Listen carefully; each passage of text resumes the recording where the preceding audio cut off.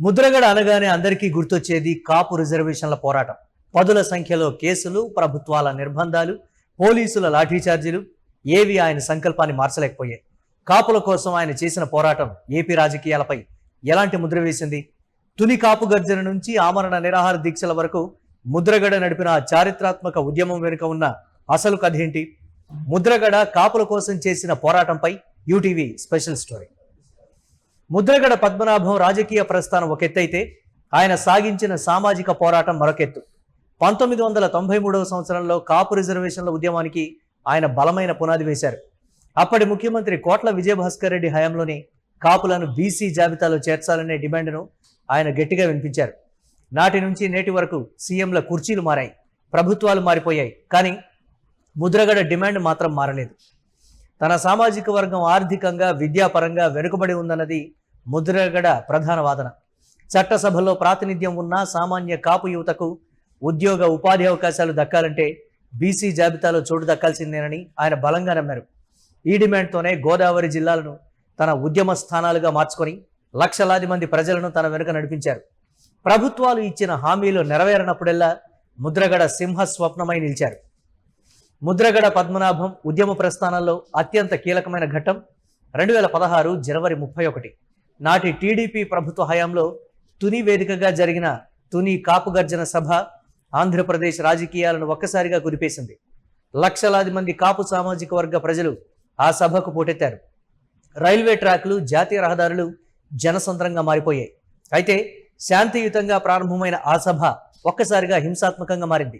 Ratnachal express రైలు దహనం ఉదంతం, Tuni rural police స్టేషన్పై దాడి రాష్ట్ర వ్యాప్తంగా సంచలనం సృష్టించాయి. ఈ ఘటన దేశవ్యాప్తంగా హెడ్లైన్స్లో నిలిచింది. ఈ హింసకు తానేమీ కారణం కాదని ముద్రగడ స్పష్టం చేసిన ప్రభుత్వం ఆయనపై, ఆయన అనుచరులపై వందలాది కేసులు నమోదు చేసింది. ఎంతటి అణిచివేత ధోరణి సాగినా ముద్రగడ మాత్రం అంగుళం కూడా వెనక్కు తగ్గలేదు. తప్పు తన వైపు లేనప్పుడు భయపడే ప్రసక్తి లేదంటూ పాలకులకు సవాల్ విసిరారు ఆయన.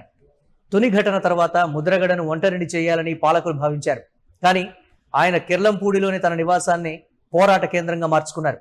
కాపు యువతపై పెట్టిన అక్రమ కేసులను ఎత్తివేయాలని, రిజర్వేషన్ల హామీని నిలబెట్టుకోవాలని డిమాండ్ చేస్తూ తన భార్య పద్మావతితో కలిసి ఆమరణ నిరాహార దీక్షకు దిగారు. ఆ సమయంలో కిర్లంపూడి ఒక యుద్ధ ప్రాంతాన్ని తలపించింది. పోలీసులు కిర్లంపూడి గ్రామాన్ని దిగ్బంధించారు. ముద్రగడ ఇంటి తలుపులు బద్దలు కొట్టి ఆయన్ను బలవంతంగా అరెస్టు చేసి ఆసుపత్రికి తరలించారు. ఆ దృశ్యాలు చూసి కాపు సామాజిక వర్గం ఆగ్రహంతో ఊగిపోయింది.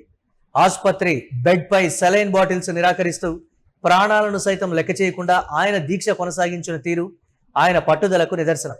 లాఠీ దెబ్బలకు, బెదిరింపులకు లొంగిపోయే నైజం తనది కాదని ముద్రగడ ఆనాడే నిరూపించారు. భార్యాభర్తలిద్దరూ కలిసి కరుడుగట్టిన పాలకుల వ్యూహాలను ఎదిరించి నిలిచారు. తన జాతి ప్రయోజనాల కోసం, కాపుల సంక్షేమం కోసం ఒక సుదీర్ఘ పోరాటాన్ని నడిపిన నిఖార్సైన నేతగా ముద్రగడ చరిత్రలో నిలిచిపోతారు. కేసులకు జంకని, నిర్బంధాలకు వణకని ఆయన పట్టుదలే కాపు సామాజిక వర్గంలో ఆయన్ను ఒక తిరుగులేని ఉద్యమ నేతగా నిలబెట్టింది. ముద్రగడ సాగించిన ఈ రిజర్వేషన్ల సమరం ఆంధ్రప్రదేశ్ సామాజిక, రాజకీయ చరిత్రలో ఎప్పటికీ ఒక ప్రత్యేక అధ్యాయమే.